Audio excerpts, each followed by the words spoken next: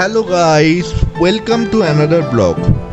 অন্যবারের মতো এবারে কন্টেন্টটা অনেকটা ডিফারেন্ট, কারণ আজকে আমি যেখানে যেতে চলেছি সেটা হচ্ছে একটা ফুড ব্লগ করার জন্যই বেরিয়েছি।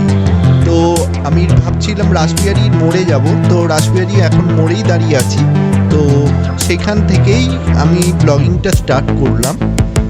তো মেট্রো স্টেশনের গায়ে অনেক রকম ফুডের স্টল বসে, তো সেই সব স্টল থেকে কি খাওয়া যায় সেটাও দেখব। তো চ্যানেলে যারা নতুন, প্লিজ সাবস্ক্রাইব করো আমার চ্যানেলটা, যাতে যখনই আমি নতুন ভিডিও আপলোড করি সঙ্গে সঙ্গে তোমরা নোটিফিকেশান পেয়ে যাও।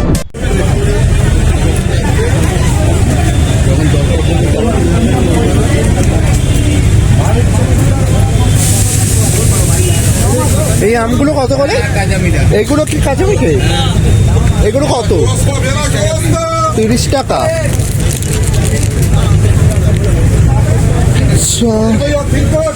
এখান থেকে কি করো, একটা এই আমটা নিয়ে নিলাম। তো এটা কাঁচা মিঠে আম, তো এটা আম মাখা করে দাও একটা। তো দাদার কাছে এসেছি এখন আম মাখা খাবো বলে। এই গরমের সময় এইগুলো খেতে বেশ ভালো।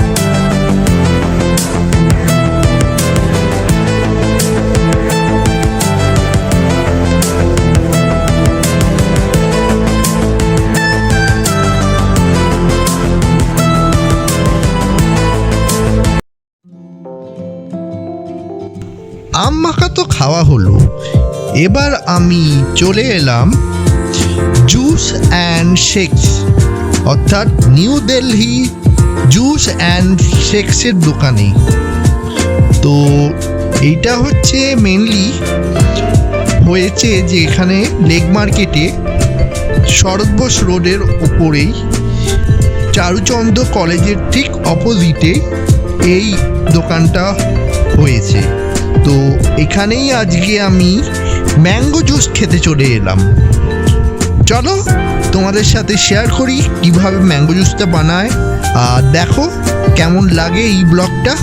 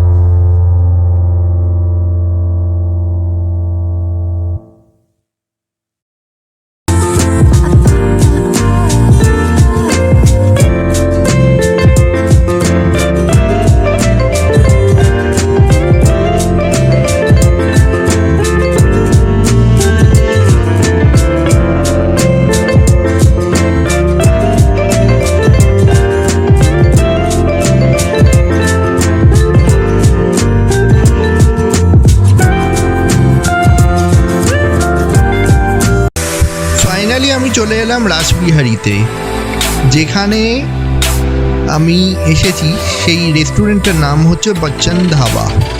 তো বচ্চন ধাবার থেকে বাবার যে তন্দুর ক্লাব আছে সেখান থেকেই আমি নিয়ে নিচ্ছি হাফ তন্দুরি চিকেন, যেটা এখন আমার এডিট করতে করতে জিভে জল চলে এলো।